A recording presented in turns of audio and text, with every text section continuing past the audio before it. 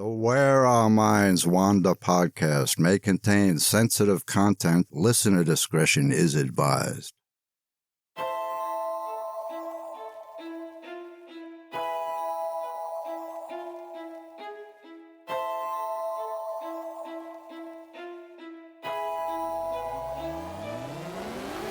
Greetings, fellow wanderers, to the places our minds wander. The house at the end of the dirt road, where disembodied voices whisper and strange sounds make the living shiver. Where shadows lurk at the edge of the woods, just outside your back door. And mysterious lights speed beyond reason across the clear night sky. Odd events throughout time that lead you down the rabbit hole. I'm Wes. And I'm Beth. And this is Where Our Minds Wander.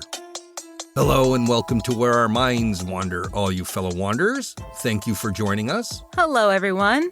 Well, Beth, summer vacation is finally here, and we're excited to celebrate the 4th of July later this week. It's going to be a great day to sit on the porch and watch the parade go by. And it'll be a great night to have some drinks and sit on the porch and watch the fireworks, too.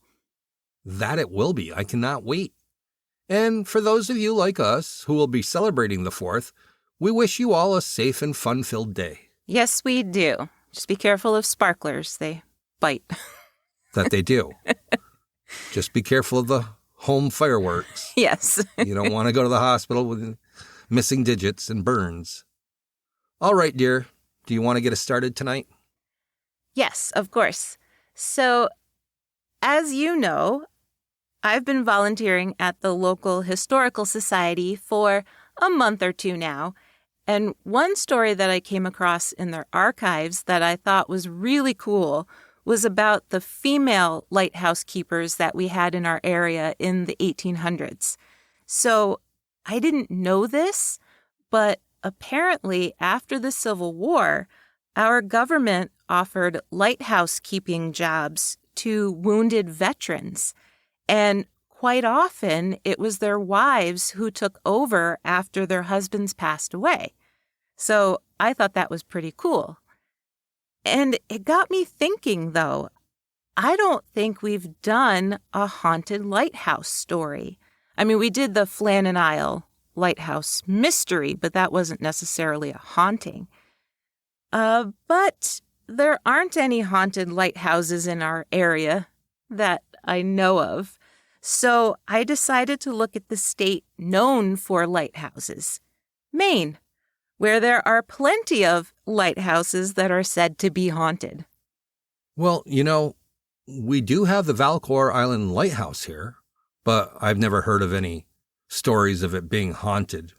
No, and that was one of the ones that was kept by a female lighthouse keeper. Yes. But not haunted, as far as I know. So the one I settled on for tonight is definitely not the most well-known when it comes to haunted lighthouses. You could even say that it's quietly haunted, although dark shadows, phantom gunshots, slamming doors, and unexplained voices aren't necessarily quiet. The Wood Island Lighthouse is the most southern lighthouse in Maine. President Thomas Jefferson gave the order for the light to be built in 1808, helping sailors navigate both the Saco River and the Wood Island Harbor.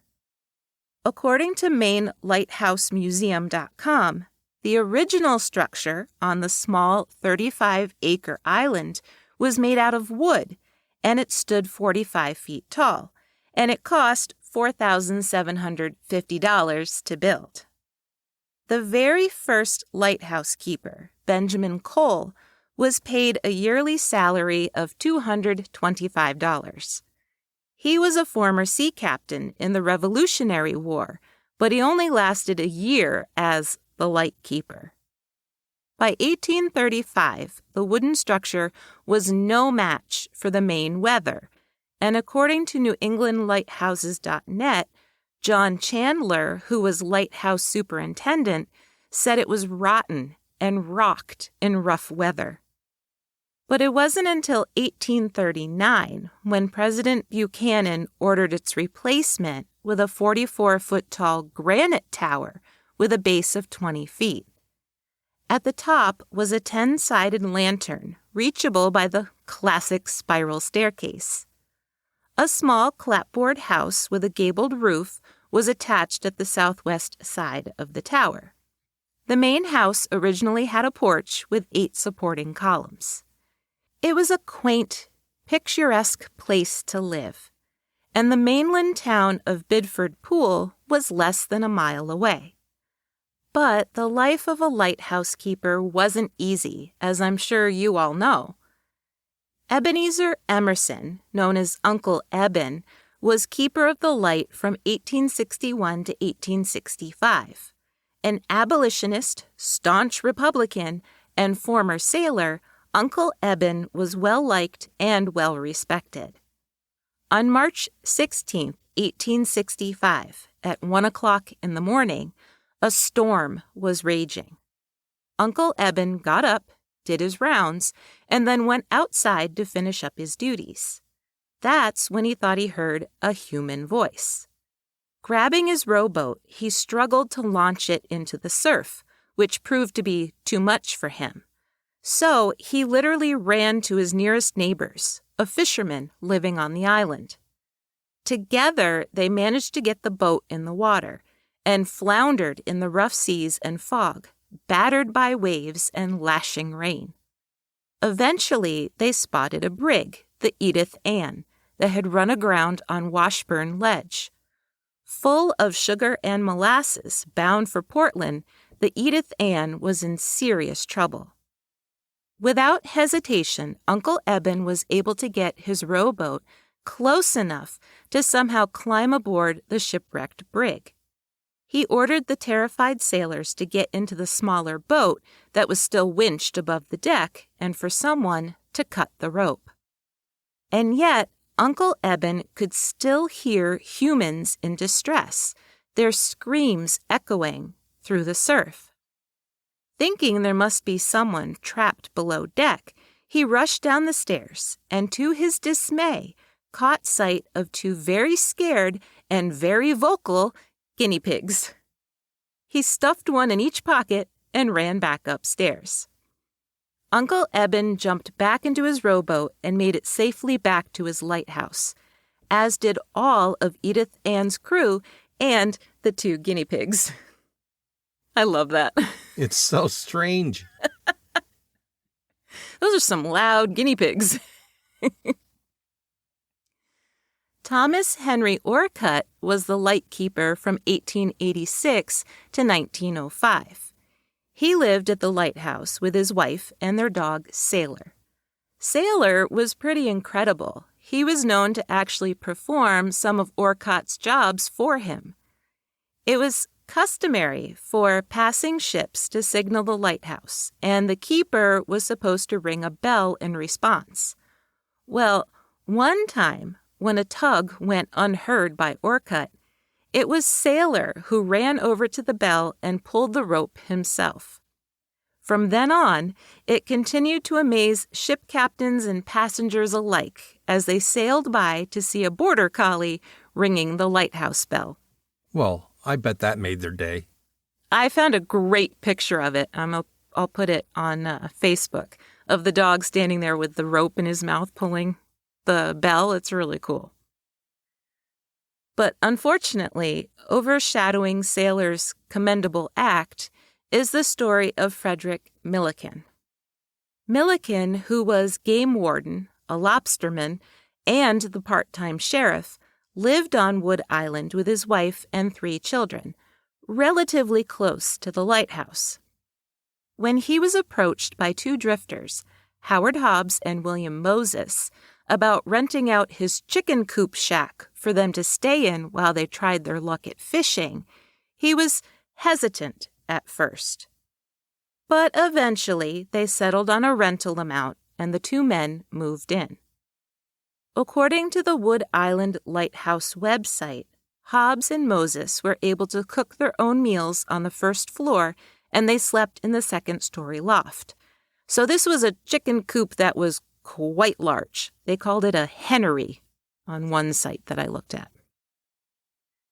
However, Milliken's initial impression of the men was correct, because after a few months of dodging their rent payments, the two men came back to the shack in the late afternoon of June 1st after a night and morning of heavy drinking in Old Orchard. They were so rowdy that the Biddeford Pool sheriff threatened to lock them up. But they agreed to leave town instead and made their way to Hills Beach, where they continued to drink.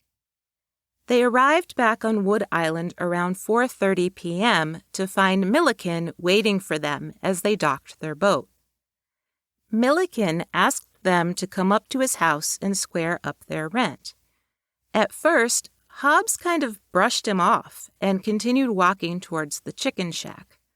Milliken followed close behind until he got to his own house, where he ducked inside and came back out wearing his sheriff's badge.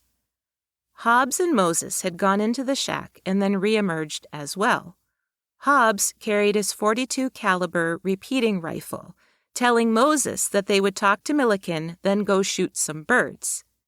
He said the gun wasn't even loaded yet, but as he argued vehemently with Milliken about paying the rent, he waved the gun around in anger. Milliken tried to get the gun away from him, even as Hobbs angrily insisted that it wasn't loaded.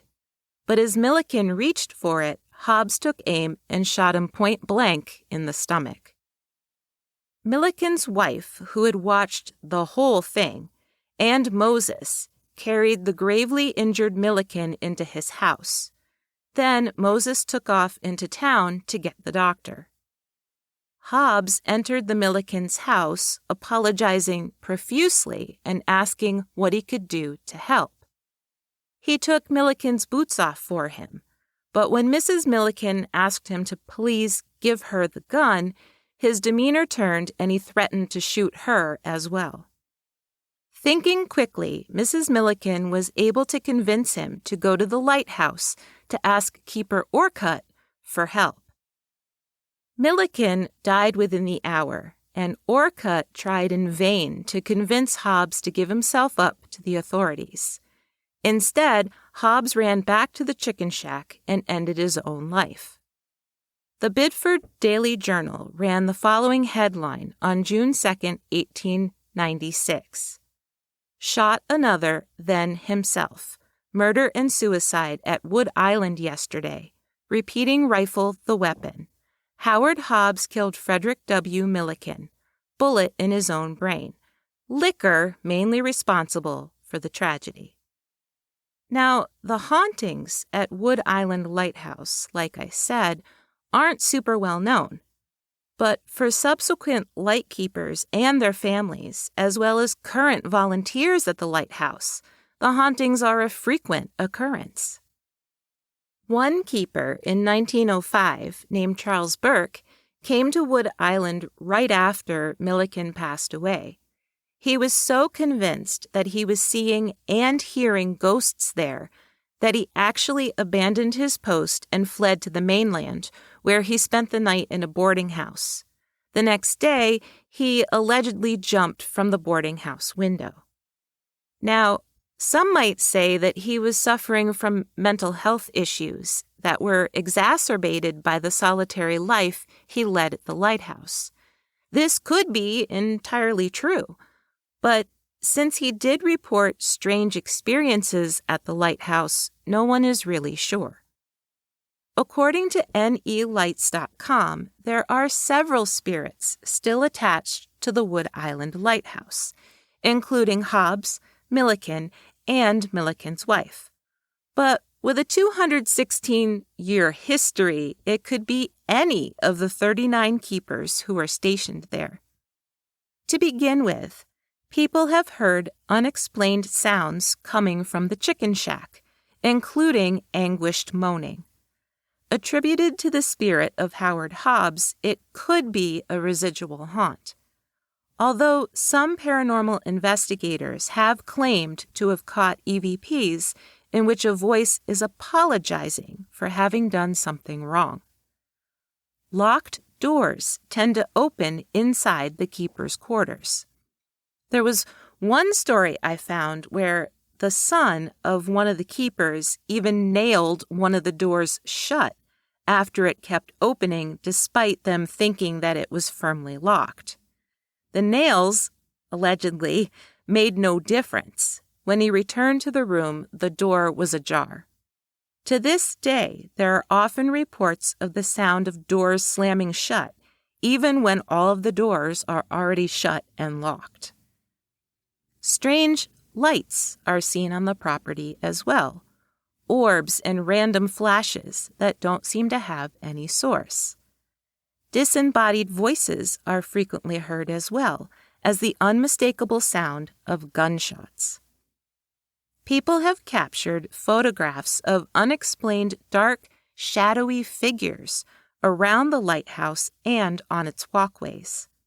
Some believe these shadowy figures are Sheriff Milliken, but as for the dark, shadowy figure often seen at the top of the tower, it's anyone's guess which keeper it might be.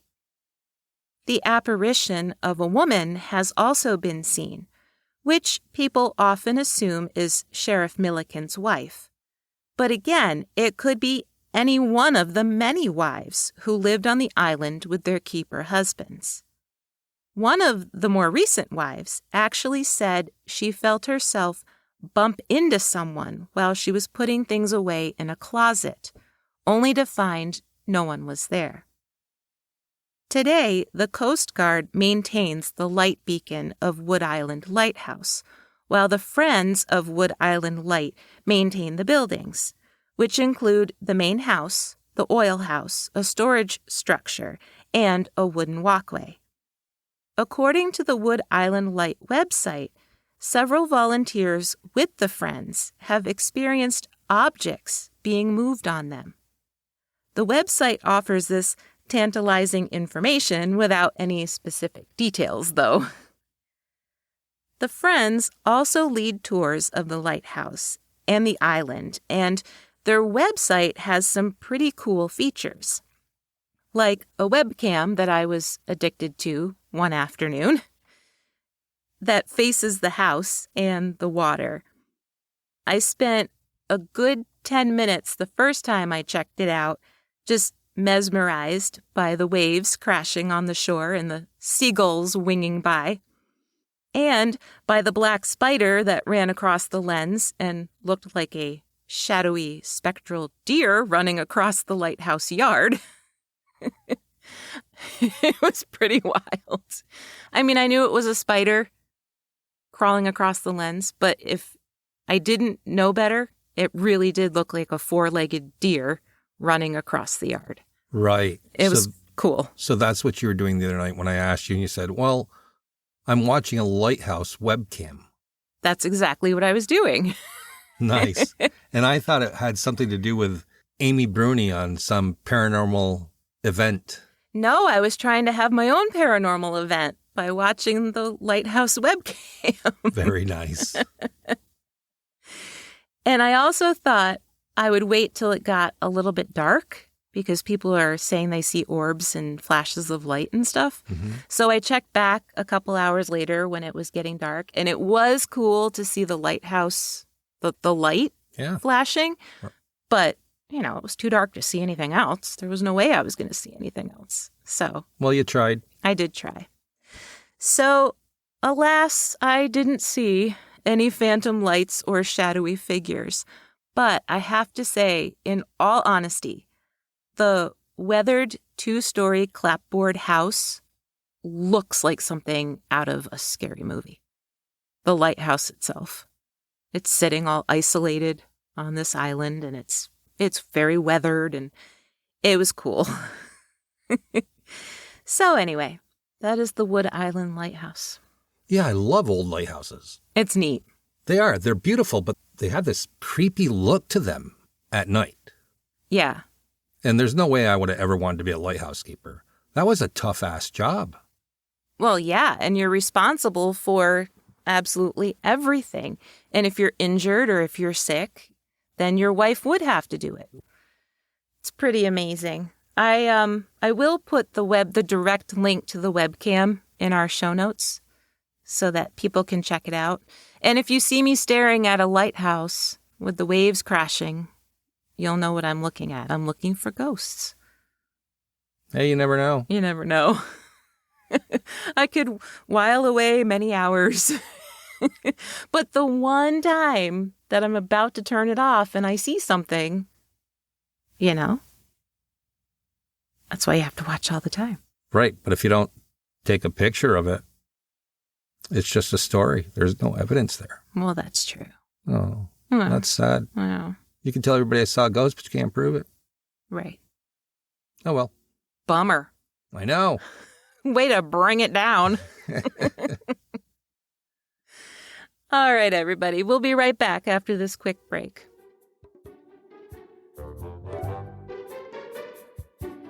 Hey, did you know? Some of the most iconic movie props of all time were just tossed in the trash until someone was wise enough to rescue them. For example, the hand-painted backdrop of the City of Oz from The Wizard of Oz was thrown into the MGM dumpster until a garbage man rescued it. The Death Star from Star Wars was thrown in the trash before it was rescued by a storage unit employee who hung it in his mother's antique shop, where it was sold to a musician who used it as a trash can until a more considerate collector purchased it. The Western Costume Company had one of Vivien Leigh's dresses from Gone with the Wind in a pile of clothes on the floor headed for the dump when a Universal Studios employee offered to pay $20 for it. But not all iconic movie props are rescued. Like the leg lamps from A Christmas Story. Every single one of those was destroyed after filming wrapped. And the treasure map from The Goonies? Well, Sean Astin brought it home, only to discover that his mother, Patty Duke, had done some spring cleaning in his room while he was away, and she had thrown it out. Who'da thunk it? And we are back. So, why don't you tell everyone where your mind wandered to? Well, for those of you who don't already know, I'm fascinated by cryptids, and I stumbled upon one that I had never heard about before. That's relatively close by. So tonight, we're headed to Vermont for my story. The lumbering massive bear, with an almost inexplicable hatred for humans, was said to have supernatural abilities. Completely elusive to any sort of man-made traps or hunting parties, the bear was said to be able to shapeshift and run with great agility on 2 feet. He had to be a shapeshifter, because how else could he just simply disappear? The supernatural bear terrorized the Northeast Kingdom of Vermont for almost 30 years, munching on livestock, murdering settlers, and even throwing rocks at children. The stories about him were so extraordinary that even the governor pursued him, vowing to take down the monstrous beast once and for all. Growing up here on Lake Champlain, Beth and I have both heard stories of Champy the Lake Monster our entire lives. But recently, I came across some stories about this Vermont cryptid that I had never heard of before. And besides being a pretty cool cryptid, he also has a pretty cool name. Old Slippery Skin. That's almost as good as Bat Squatch. Yeah. And Old Slippery Skin, well, that has to be the next best cryptid name that I can think of. For sure. It's really cool. It is. Old Slippery Skin.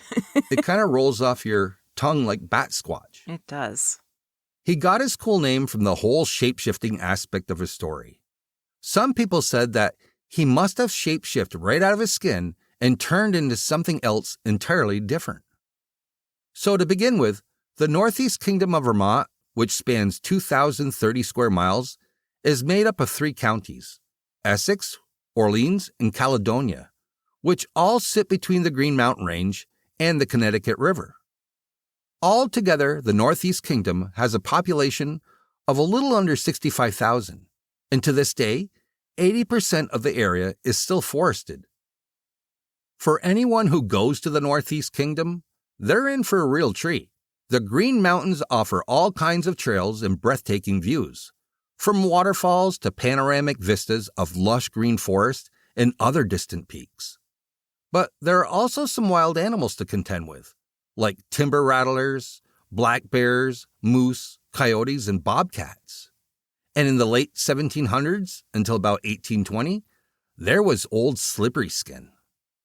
According to Vermonter.com, the earliest written account of Old Slippery Skin is from a journal penned in 1759 by a Rogers Ranger scout named Duluth.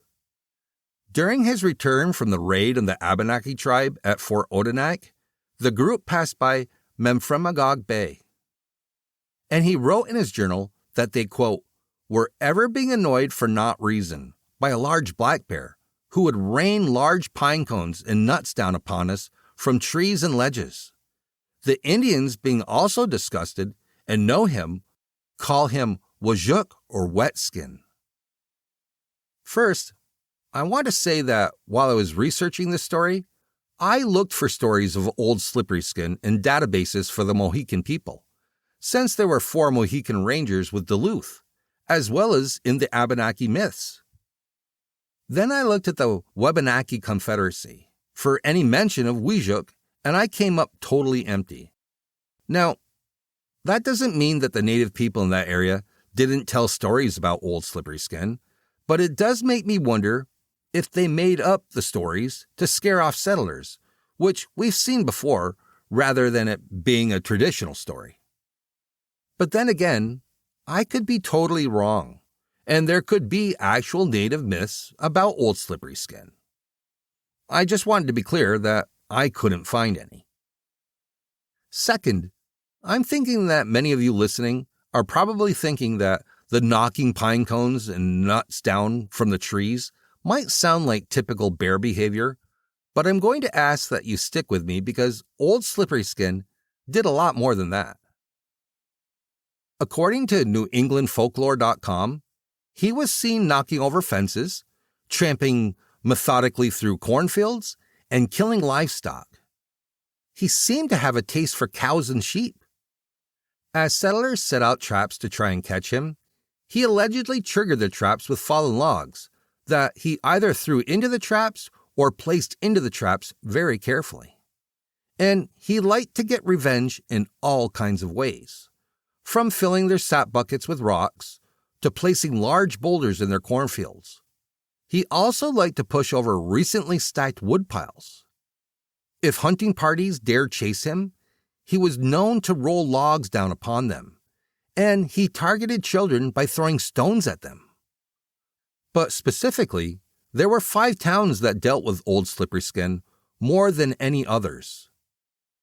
The first was in Leamington in Essex County. Now, although I couldn't find an exact date, tales of Old Slippery Skin involved a mean animal that had a grudge against humans, according to Vermonter.com. Besides tearing down their fences, he also destroyed gardens, trampled their fields, kicked over manure piles, and went after their livestock.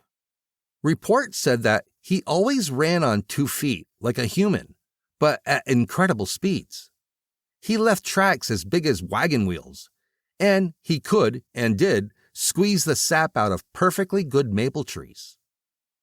When armed hunters went out after him, he was said to disappear into the woods, as silent and as swift as a drift of smoke. The town of Maidstone, also in Essex County, had their own run-ins with Old Slippery Skin. In addition to his usual antics, he also threw barbed wire onto farming tools, like rakes, and into the mechanisms of farm machinery. There were several more encounters with Old Slippery Skin in Morgan, Vermont, in Orleans County as well. Townsfolk took the matter into their own hands, mounting several hunting parties to kill the troublesome bear, who seemed to have supernatural abilities, but all of them failed. For example, one hunting party, according to Vermonter.com, were walking up a logging road to the summit of Elon Mountain. Suddenly, they heard loud thumping noises up ahead, as though a giant beast were running towards them. They took cover in the bushes on both sides of the road and waited, readying for an ambush. Without warning, a great tree stump came rolling down the road towards them at such speed that if they had been standing there, at least some of them would have been greatly injured.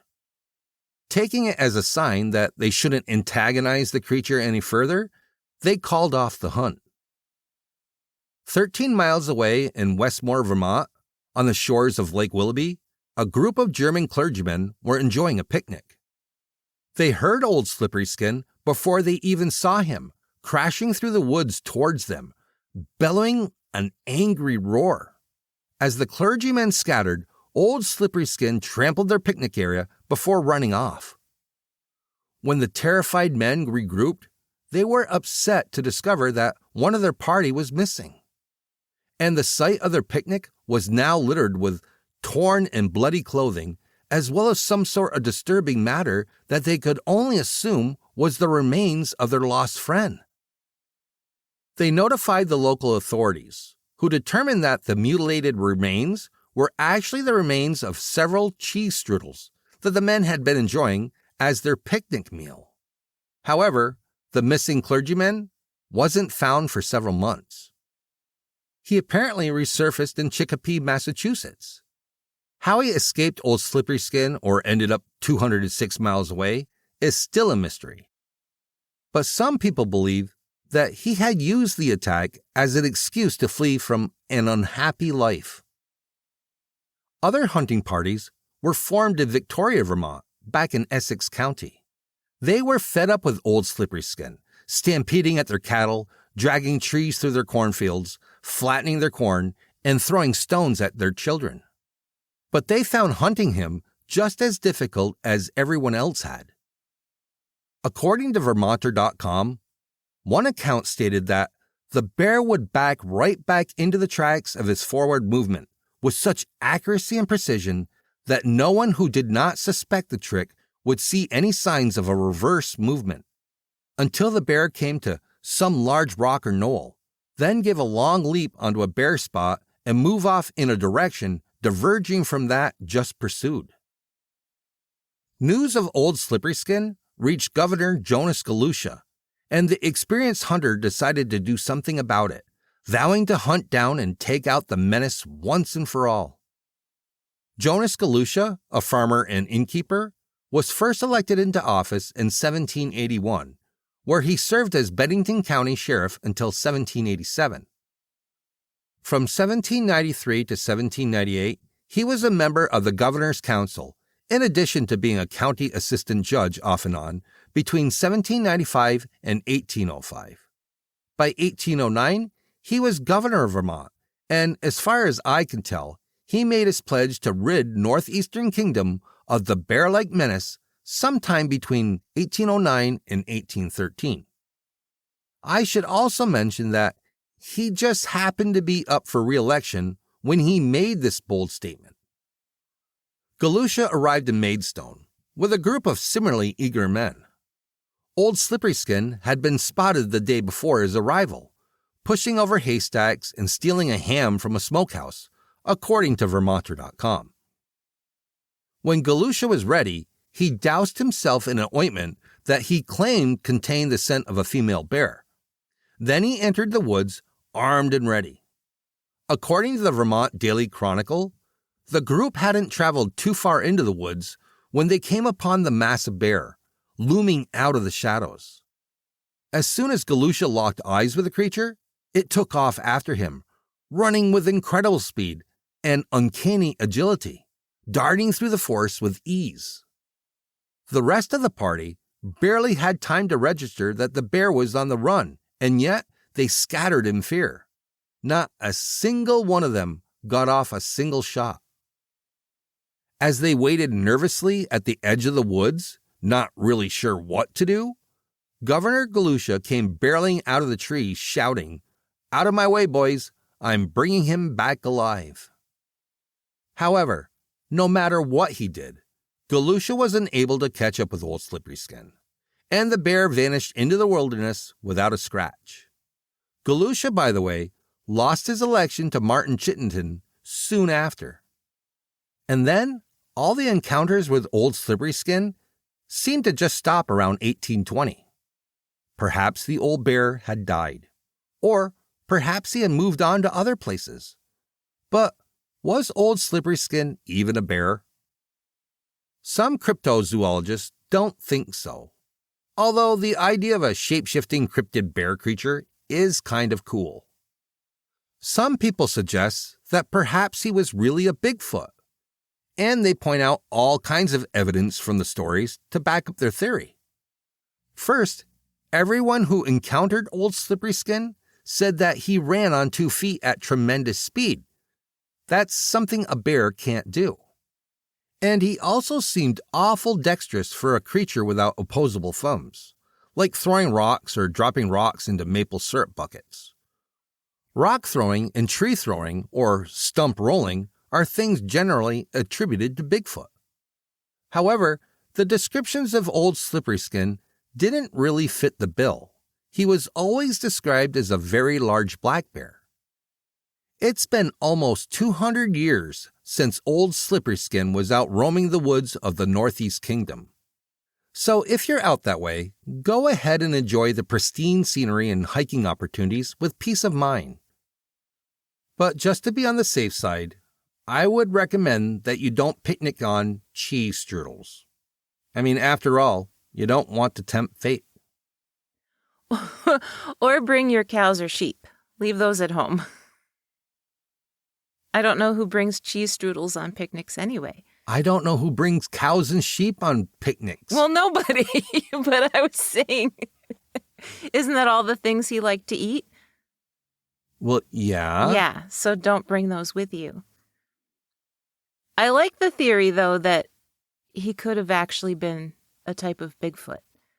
But if he's always described as looking like a bear, that doesn't really match up. But he did do things that Bigfoot typically are said to do.